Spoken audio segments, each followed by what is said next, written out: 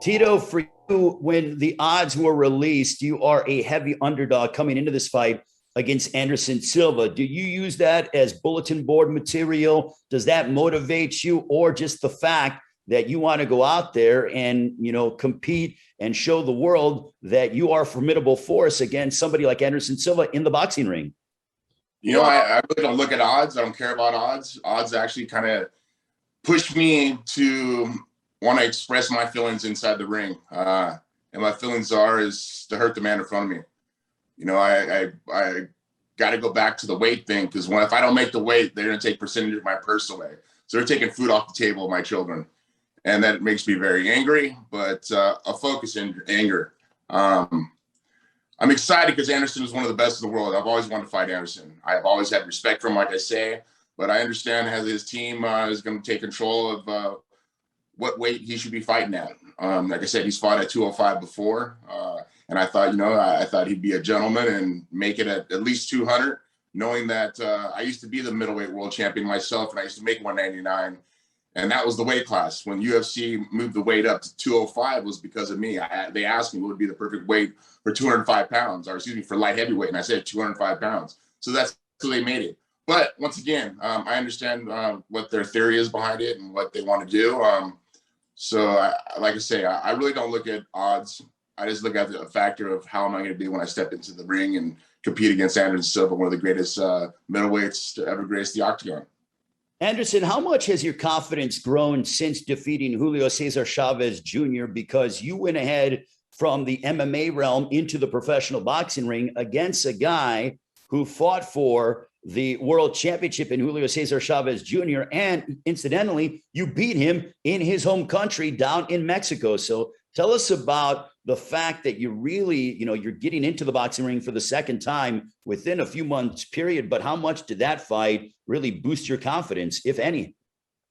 Well, I mean, when I accept the fight, I just talked to my coach about showing my respect for boxing, and I working hard for 4 months with my coach, and just for showing my respect for boxing, for the Mexico country, and for the Chavez family. Chavez is an amazing fighter, and I respect a lot. And I respect the other fighters too.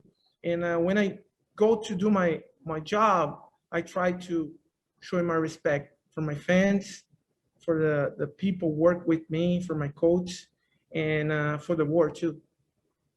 Now, Anderson, the fact that, there was talks years ago about a potential matchup, you and Roy Jones, et cetera, you were under contract with the UFC. Once you got free of that contract, you made your pro boxing debut. Now you're fighting with Triller, and Ryan Kavanaugh has been very open and honest, saying, look, I am an alternative. Triller Fight Club is an alternative, and I'm going to give fighters who want an opportunity that platform to display their talent and also make a healthy financial compensation for your efforts. So is it gratifying knowing now that you can dive into the world of boxing, which has been talked about for you for a long time, even prior to your pro boxing debut against Julio Cesar Chavez back in June?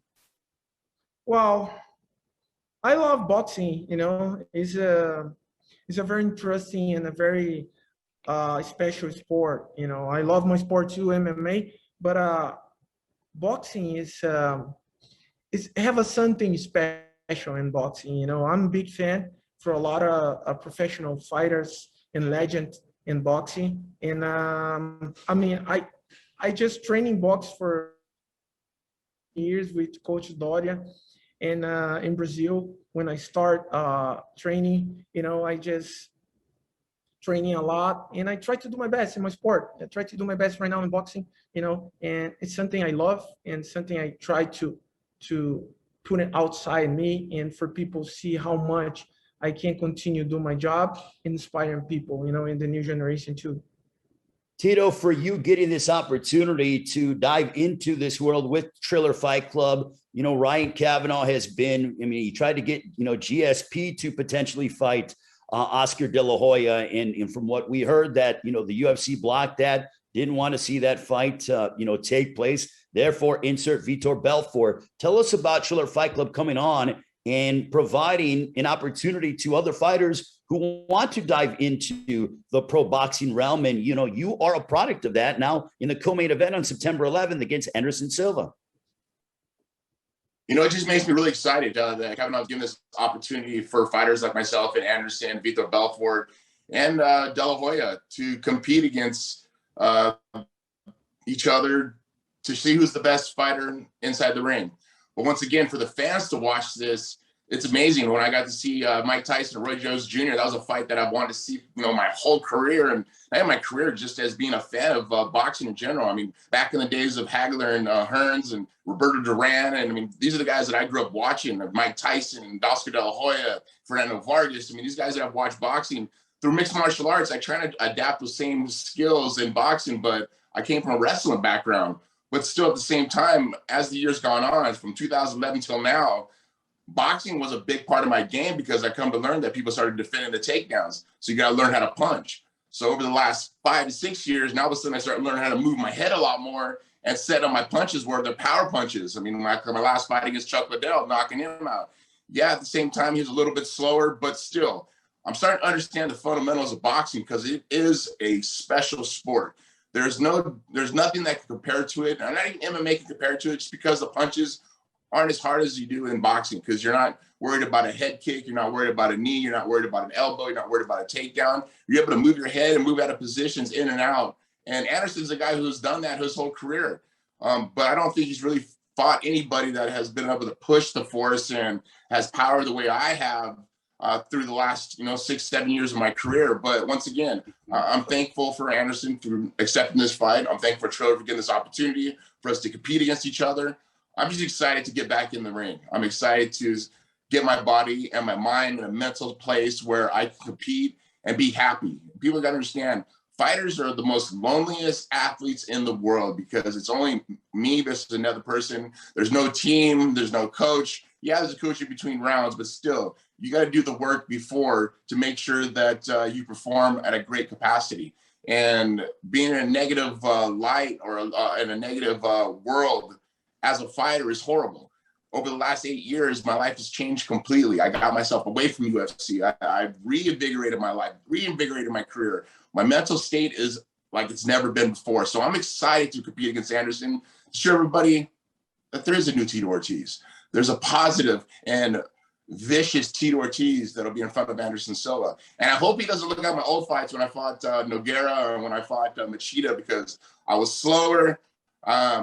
I didn't understand head movement. I mean, there's a lot of things that I've learned that I've been able to adapt to for this fight that I hadn't had before. So I think this will be a really exciting fight, and a lot of fans will be going, wow, Tito actually does know how to box. All right. Well, now we're going to turn it over to the media with questions. You can go ahead and Bernie Barmazal will call upon you. Raise your hand. And then also when we go to you, make sure to unmute yourself. So Bernie Barmazal, I will turn it over to you, my friend. Thank you very much, Ray. Our first question comes from Gabriel Gonzalez. Go ahead, Gabriel. Yeah, my first question is for Tito. Tito, I'm just wondering, what are your thoughts on the main event between Oscar and Vitor? I think this is going to be exciting. I mean, at the same time, Oscar is normally 154, 156 at the heaviest, or excuse me, 165 at the heaviest. And Vitor Belfort has been fighting anywhere from 185 up to 205, and he's cutting down to 180. So if Vitor can keep his power and have the speed that he has, I really think De La Hoya is going to have a little bit of problems. But if De La Hoya has, as he always has, is great cardio and speed, then Vitor has some problems. So I just expect a very exciting fight. I really do. I mean, I respect both guys largely. It's just one of those things that this is boxing. You never know what's going to happen. Everybody has a puncher's chance. Two more quick ones. One more for Tito. Tito, with the history of the whole Golden Boy MMA and Oscar, you guys are going to be around each other fight week. Is it all water under the bridge right now with you two? Yeah, it's water under the bridge. I think you learn from a lot of mistakes, and you kind of see how things turn out and how they were supposed to turn out, but how they didn't. But I say it's water under the bridge, and I don't worry about what happened behind me, man. Behind my life is behind my life. Now I'm just looking forward for more better things to experience with Thriller. They've treated me nothing but respect so far, so I'm just excited to see what happens in the future.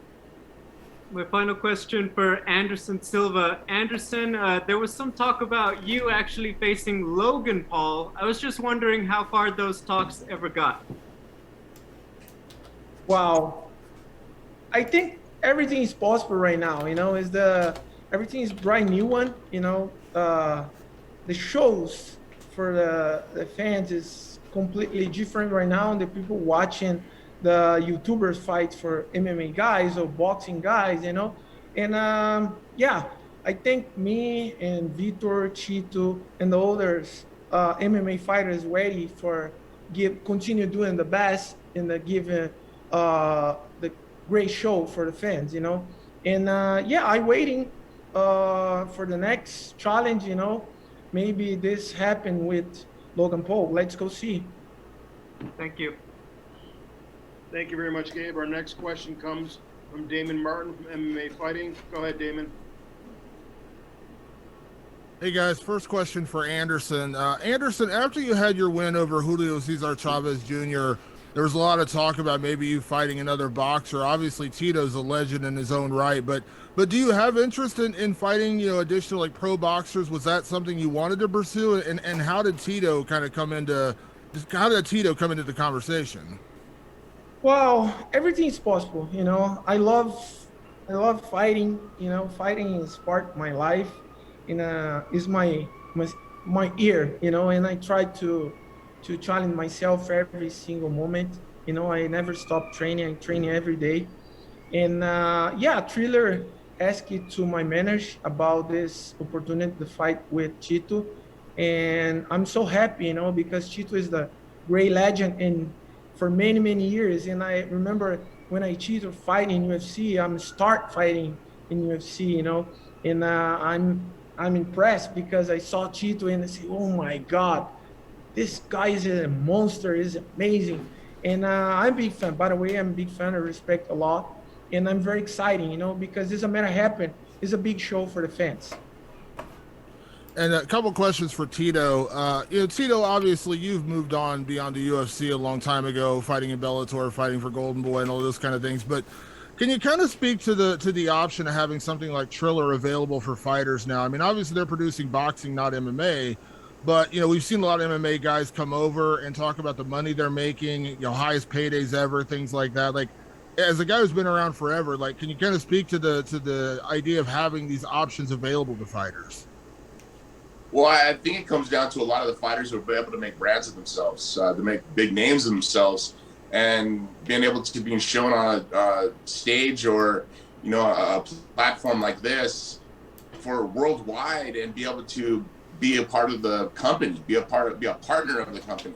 And I think that at the end of the day, that's what the boxing really came about, making the fighters a part of the company. And that's important because we're the ones getting inside the ring and competing and showing the fans of how true fighters we really are. I think at the end of the day, once again, is we want a piece of the pie. We're the ones killing ourselves in training. We're the ones killing ourselves fight after fight. Either we're knocking somebody out or we get knocked out, we're getting cut, we're getting injured, something where we can't fight for the rest of our lives. And I've been very fortunate to take care of my body through my career, that I've been able to have a longevity in my career. I'm very thankful for that. But I think Thriller's given this opportunity for a lot of fighters who were former world champions, who have great careers, but maybe had a couple losses and all of a sudden get kicked to the curb and forgot about. Well, Thriller's given this opportunity for fighters to step up and give the fans great fights. And I'm just very excited to give me this opportunity, and this will be one of many for me, I believe.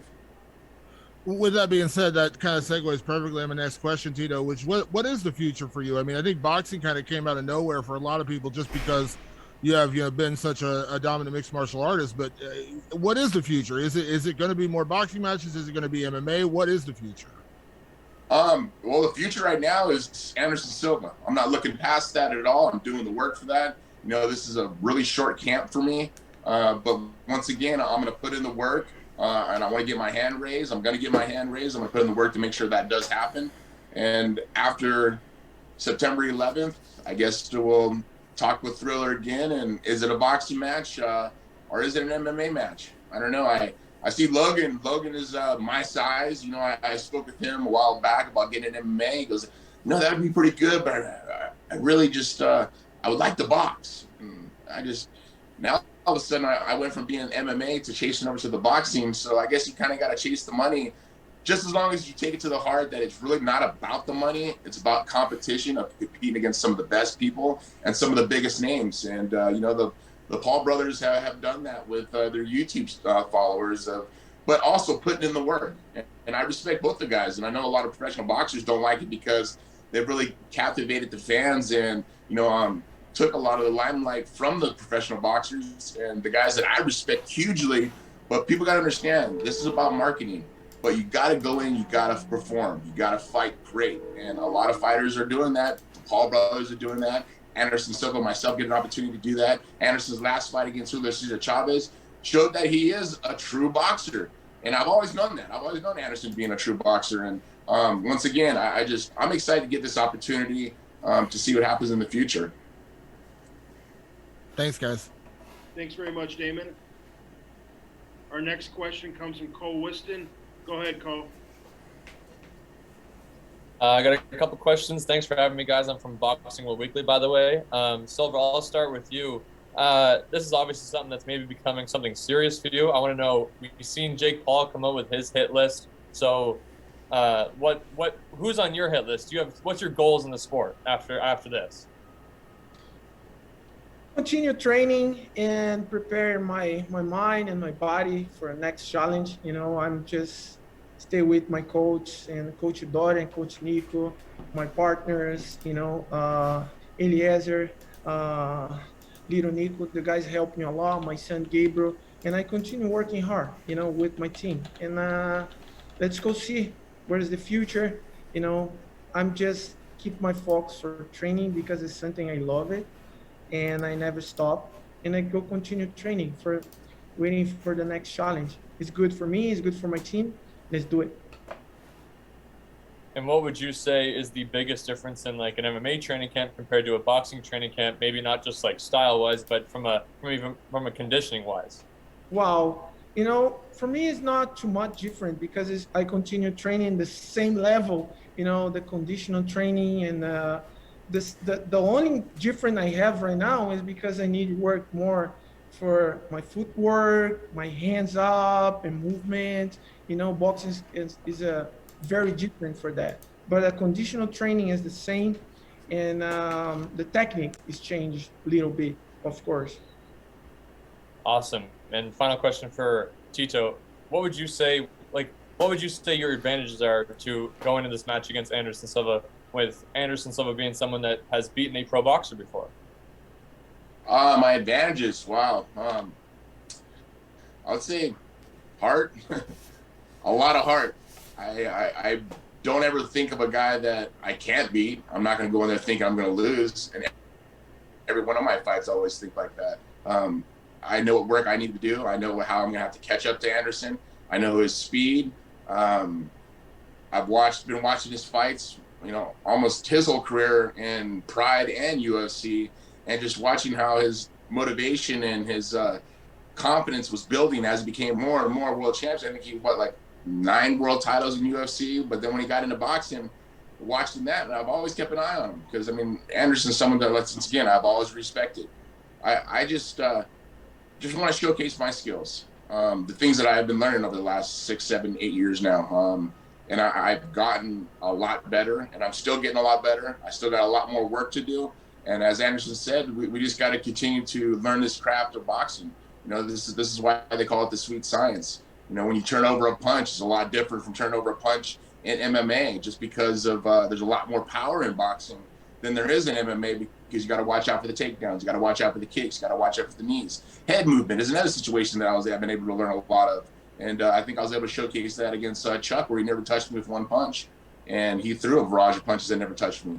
So it's just one of those things, once again, that I just got to continue the work I've been doing with Jason Perillo, Jay Silva, Luke Rockhold, the guys that I'll be working with for this camp. You know, I got an opportunity to spar my first time on Friday. We did 8 rounds, and It was actually pretty easy. I thought it was going to be a little more difficult than it was, and I got touched on it a couple times, but still, it's a lot better. And people don't understand that mixed martial arts is so much more different because of getting kicked and getting punched and getting kneed.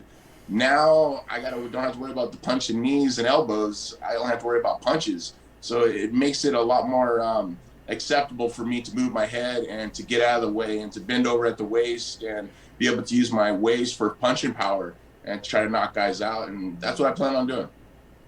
Awesome. Well, I hope I get to see you guys again in the boxing ring, win, lose, or draw once again. And good luck, guys. Thanks for having me. Thank you. Thank you, Carl. Once again, for the media, if you have a question for Tito Ortiz or Anderson Silva, please use the raise hand function and I will call on you. Our next question comes from Done Corby. Go ahead, Done. Hello? Hey, how's it going? My first question is for Anderson.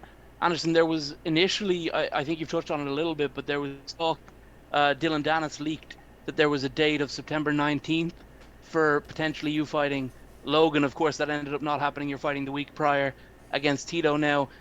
Was that actually very close to happening in Dubai? And would you say that your next fight might probably be against Logan? Well, let's go see. Everything's possible. Waiting for the next challenge. I can't control that situation.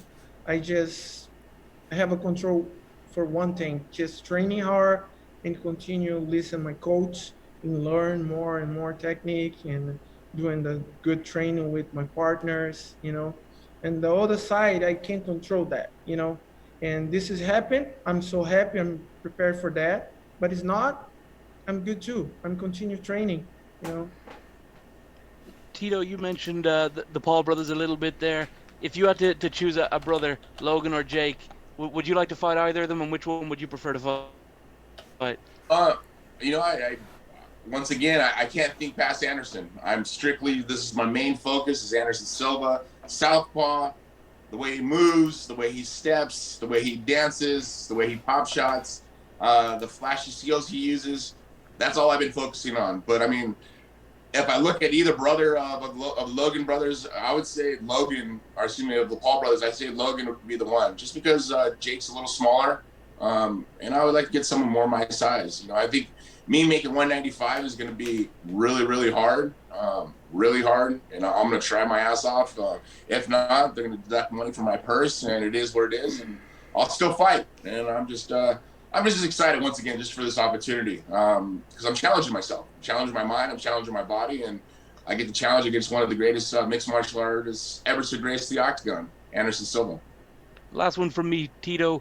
Do you plan? I know that you're focusing on Anderson at the moment, but do you have future political ambitions again once this fight is over in the future, or is that part of your life finished? That part of my life ended. I got a taste of how dirty that stuff is, and I just try to help my city, man. And at the end of the day, what our country's going through right now, people say don't talk about politics, but the future of my children is my number one. That's all I try to do is help here in Huntington Beach, and I couldn't let it happen. I got attacked nonstop every single week. It was in the news or the newspaper. And when they started attacking my character, assassinating my character, that's when I knew I needed to walk away. I was making $1,200 a month to sit there and make decisions for the city. It wasn't worth my time, and I apologize for all the people who did vote for me. I had almost 45,000 people who voted for me, the most in Huntington Beach history. But once again, I'm an honest man and trying to do an honest job. And, politics, you can't be an honest man and do those things, because when you keep your word, other people don't like that same idea. When you're not a part of the agenda, you get canceled out. And it is what it is. It's behind me now once again. I'm just thankful for the thrill of giving me this opportunity to let me showcase my skills as the athlete I truly am. Thank you very much for your time, guys. Thank you, Done. The next question comes from Jose Matos. Go ahead, Jose. Man.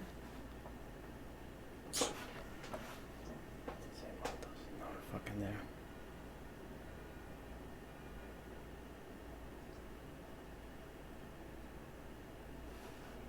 No audio. Jose, if you can start over again, that'd be great. Oh, Sorry. I apologize. Thank you again for having me here, guys. My first question is for Tito Ortiz. Tito, why did you decide to go into making your professional boxing debut instead of looking to add more wins to your MMA resume? You're riding a 3-fight winning streak. Well, I think COVID had a big deal about this whole situation. You know, fights weren't happening. Combate Global wasn't having live events, so that made it a little more difficult for them to get me a fight. You know, Fyodor Emelianenko didn't want to fight me, so that makes it more of a challenge. And I just think as hopefully we're able to transfer out of this COVID situation, hopefully, I'll have some MMA fights. But until then, why not let's box? Let's have some fun. You know, I watched Tyson and Roy Jones. It was an amazing fight. You know, then I watched Logan Paul and fight Floyd Mayweather, and I was like, is Mayweather really playing with him or not? But once again, it's a show. I get it. It's fun, but it's a fight. And that's one thing that I can't really dissect the difference of is putting on a show or putting on a fight. I've been fighting my whole life. I'm not going to change. That's my mentality, is to go in, kill or be killed. That's the way I've always fought. That's the way I'm going to continue to always fight. But then I think I got to step down a little bit and understand boxing. This is like a chess match. I got to make sure I play into the game to a right situation and not hurt myself too much where I'm making mistakes. And I think boxing will settle me down on doing this. So that's why right now boxing is a focus for me, and I like it. It's fun, and I don't have to wrestle right now. I don't have to jiu-jitsu right now. I don't have to lift weights heavy right now. I don't have to do the things I did to tear my body down that I did in mixed martial arts as I did with boxing. Now I can use the sweet science of boxing, of head movement, of body movement, feet work, things that I've always respected of boxers, and I still respect of boxers because it's hard work to do. It's very methodical. It's very challenging of the mind to do these small steps, but to do it perfectly and to hit with your pop shots, to hit with your punches, turn your punches all the way over. And this is the type of thing that I love challenges. That's why I became the world champion of UFC. I didn't know jiu-jitsu. I didn't know kickboxing. I didn't know boxing. I knew wrestling. But as I got better and better throughout the years, because I was able to adapt these things and master these things of being one of the best in the world. Now boxing, I want to do the same thing. You know, and a lot of boxers, they go through their whole life of boxing, get that one life opportunity of being a world champion.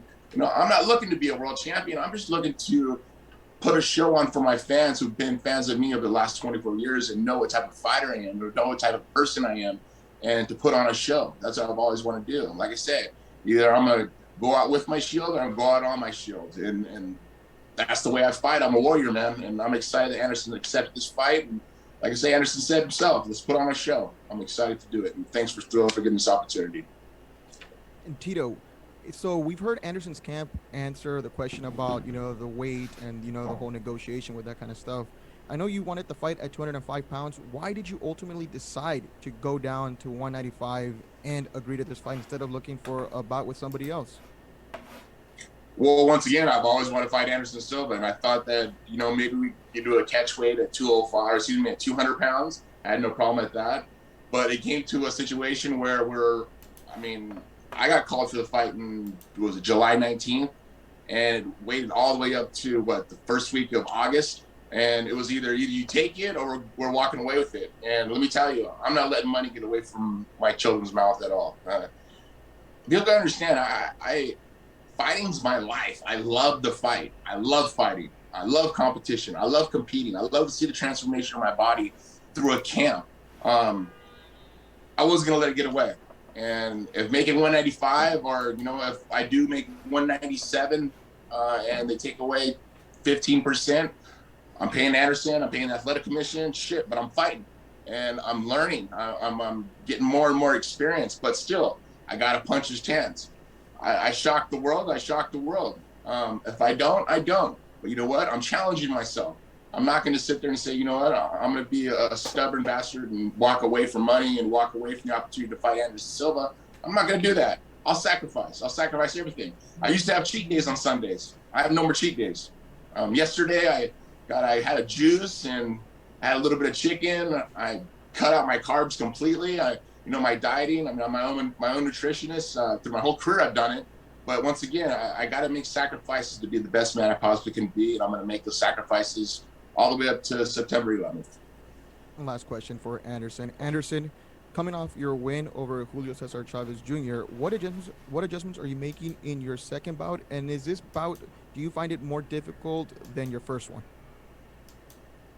That's the great and good question for my coach. My coach can respond that. Yeah. You know what? Every fight's a different fight. You know, every fight's a dangerous fight. It takes one punch to knock someone out, you know. So every fight's different. Chavez has pretty much the same style as Tito Ortiz. We respect Tito Ortiz much so. But every fight's a different fight. So we're preparing ourselves, and you'll see it September 11th. Thank you, gentlemen. Thank you, Jose. Appreciate the questions. Next question comes from Jason Burgos. Go ahead, Jason. Hey, I have two questions for Tito. Vai ser uma grande luta, né? A gente sabe, Anderson tá vindo de um camping, lutou contra um ex-campeão do mundo, Chaves Júnior, e teve uma grande performance. O Tito Ortiz é uma lenda do MMA, né? Mas acho que a Anderson é um atleta que se cuida muito, né? Sempre gostou muito do boxe, já desde o MMA sempre priorizou a trocação, o boxe, o Muay Thai, e Anderson é um especialista também no boxe. Então, acredito que será uma grande luta, né? Mas vejo o Anderson numa condição, no momento, superior a Tito Ortiz, que é um atleta forte, com muita experiência, mas a habilidade de Anderson na trocação faz a diferença. Thank you, Coach. Go ahead, Jason. So yeah, first I have two questions for Tito. I mean, you talked a lot about the 195 weight issues and stuff like that. It just seems like it's a bad mix in terms of, you mentioned short notice, you're cutting a lot of weight. It's not your sport. Obviously, you know you're not a young man, still a talented athlete. Was it a type of thing the money was just too good to pass up, and you, even though it might damage legacy if you have a bad performance, just the money was too good, or it's just the challenge of it? I think the challenge of it, I mean, this is Anderson Silva. This is one of the greatest MMA fighters ever to grace the octagon. And I'm not going to take the opportunity. I would be stupid not to take the opportunity. And yeah, the money's great, but at the same time, when I step in the ring, it's not about the money anymore. I get paid for my training camp, the focus that I have for the camp in general. Once again, I want to challenge myself. I fight somebody who's never fought before, and I get a win, and all of a sudden everybody says, oh, Tito, you're supposed to beat that guy anyways. Well, I'm not supposed to beat Anderson Silva. I'm not supposed to. Plain and simple. I'm the underdog. My back's pressed against the wall, and these are the type of things I love in life, because my whole life I've been canceled. My whole life I was told I couldn't be able to do it. This is the opportunity that I thrive for. That's why I took the fight.